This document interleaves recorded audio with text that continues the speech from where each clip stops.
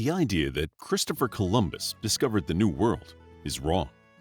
For starters, you cannot be the first person to discover a place if people are already living there. On top of that, he was not even the first European to discover it. The sight of Norsemen sailing upriver in a longboat was enough to fill people's heart with terror. Back then, even the thought would make people shiver with anxiety.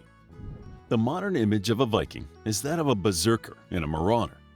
There is plenty of evidence to claim that the Vikings were excessively violent, but the connotation of savage stuck because of the Romans, who called them that. However, this connotation deprives one of a deeper understanding of the Norse culture. In terms of their contribution to world culture and technology, one cannot help but point to their shipbuilding and navigational skills. The Viking Age was a time of exploration and expansion, and as such, their cultural and ancestral presence is felt all over Europe. When one talks about Norse seafarers, one name that springs to mind almost immediately is Leif Erikson. Over the years, much has been written about Leif Erikson's remarkable voyage across the Atlantic. Most accounts of the discovery of Vinland are based on two Icelandic sagas that were written centuries later. Depending on the author's biases, his story has been embellished, diminished, and altered, making it impossible to differentiate between the man, the myth, and the legend. Nevertheless, no event happens in hermetic isolation, and this was no different. The Swedes predominantly went to Russia and its surrounding areas, while the Danes explored the North Sea coastline, England, and France. The story of Norwegian excursions is central to Leif Erikson's story.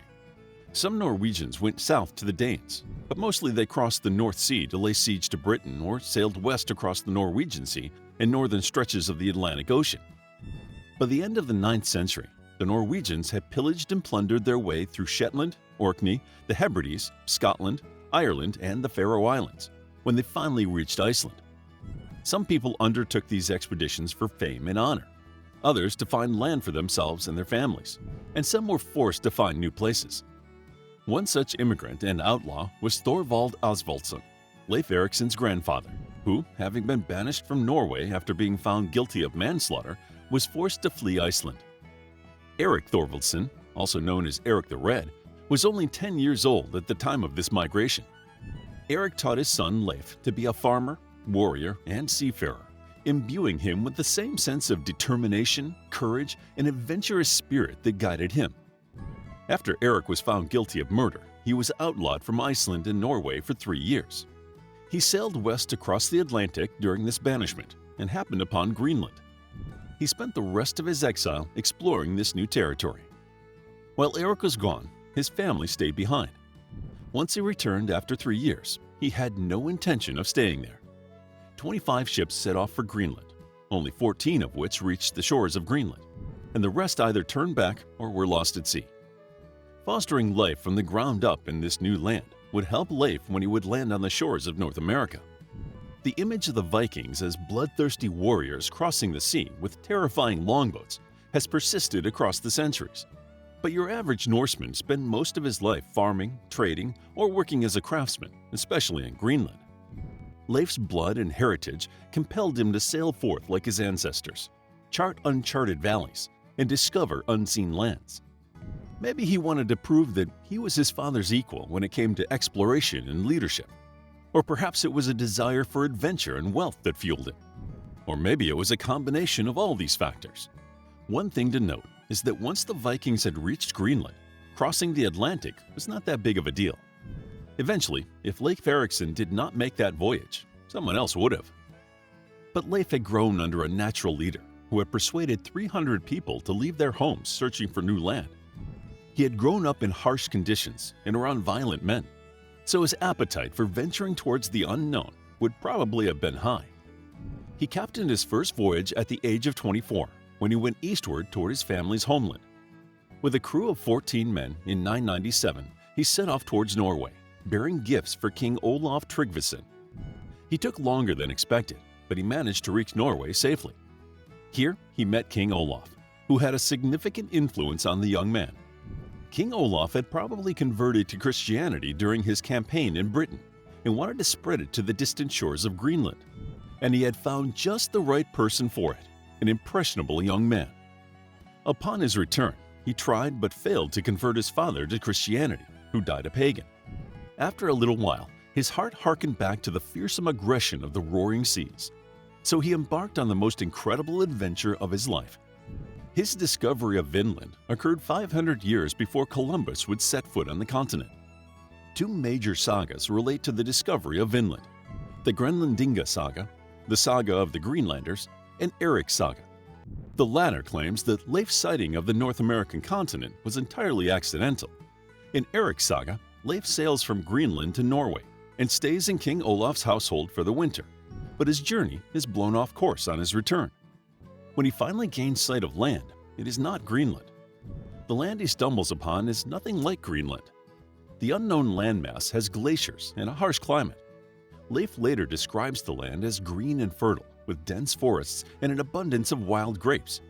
He names the land Vinland, probably because of the grapes, and he and his crew establish a small settlement to bear the upcoming winter. After that, Leif disappears from the saga, and the Icelander Thorfinn Karlsefni becomes the protagonist of the story as he sets out on an expedition to found a settlement in North America. According to the Greenlandinga saga, Leif was not blown off course, but heard of the tales of a man named Bjarni Herjolfsson, an Icelandic trader. An able seafarer, he used to trade between Norway and Iceland. On returning from Iceland from one of his expeditions, he found out that his family had left for Greenland with Eric the Red. So he goes after them and is blown off course by stormy weather and catches sight of land that was nothing like their description of Greenland. Realizing that it could not possibly be Greenland, he changed course without setting foot on the ground. When he reached Greenland and told tales of the unknown land, newly settled Greenlanders searched for the land. Since no contemporary accounts of Leif Erikson's journey exist, it is impossible to know which one is more accurate.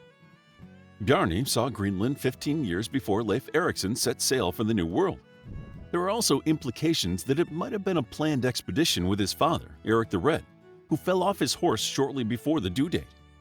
Following the Bjarni Herjolfsson version of the story, around the year 1000, Leif gathered a group of 35 men, including his mentor Thriker, packed his supplies, and set off towards the land described by Herjolfsson.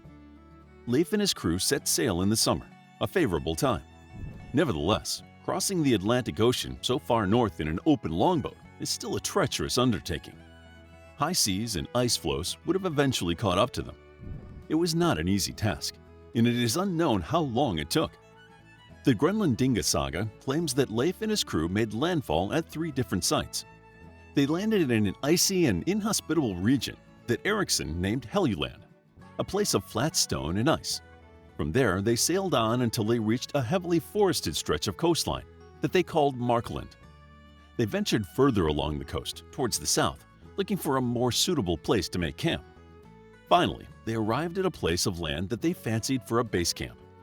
About 2 days after setting off from Markland, they reached an island just offshore, more hospitable than both Helluland and Markland, that they named Vinland. The idea that Vinland has something to do with grapes is just one interpretation. Several more exist. Some suggest that the name means land of meadows or land of pastures. Various interpretations abound when it comes to the voyage to Vinland, and the story so far can serve as a testament to that. The Norsemen found the land to their liking. The ground was fertile, and there was abundant game to hunt. There was ample grazing, and the salmon and other fish in the rivers and lakes were plentiful. Owing to these favorable conditions, the crew decided to spend the winter there. There is much debate about where Helluland, Markland, and Vinland were. Helluland means land of the stones, leading many historians to believe that this was probably Baffin Island. The second place, Markland, which means woodland, was quite possibly Labrador. The exact location of Vinland remains controversial to this day. Some believe it could have been as far north as Newfoundland. Others think it could be as far south as Cape Cod. In the early 1960s, a Viking site was discovered at Landsaw Meadows on the northernmost tip of the northern peninsula of Newfoundland in Canada. The site's excavation offered several clues about the Viking travels to the New World. Leif and his crew arrived with a boatload of timber and grapes on their return. Interestingly, Leif Erikson never made another voyage to the North American continent. Why Leif chose to stay in Greenland is not known. Eric the Red died either when Leif was in North America or shortly after his return. Eric and his crewmates had established a settlement and had been followed by other migrants who helped build and expand the colony. However, one group of immigrants brought an epidemic with them that ravaged the colony, killing most of its leading citizens. After his father's death, Leif took over as chief of the eastern settlement. After Leif's death, his son, Thorkel Leifson, became the chief. Following Leif's initial excursion, there were multiple Viking expeditions to North America for different reasons. Eric the Red passed his ambitions and adventurous nature to his offspring, and Thorvald, Leif's sibling, also made the Atlantic crossing. The North American continent was not an uninhabited territory, and the Norsemen came into contact with the native population. They called these people Skrælings. They traded with these people, but conflict and skirmishes were inevitable. Thorvald Erikson was the first European killed on American soil. Shortly after his death, his crew returned to Greenland, carrying timber and grapes. The Vinland settlement did not last long either. It was a long and dangerous undertaking to travel across the Atlantic, and the Scandinavians already had their hands full with Europe. Whatever Vinland offered them was minute compared to the offerings of Europe. The legacy of the Vikings has been maligned, and European historians have reduced them to barbarians. However, they should also be remembered for their triumphs. Their navigational skills were second to none, so much so that to this day, historians do not understand the subtleties and nuances of their seafaring skills. To learn more about Leif Erikson, check out our book, Leif Erikson, a captivating guide to the Viking explorer who beat Columbus to America and established a Norse settlement at Vinland. It's available as an ebook, paperback, and audiobook. Also, grab your free mythology bundle ebook while they're still available. All links are in the description. If you enjoyed the video, please hit the like button and subscribe for more videos like this.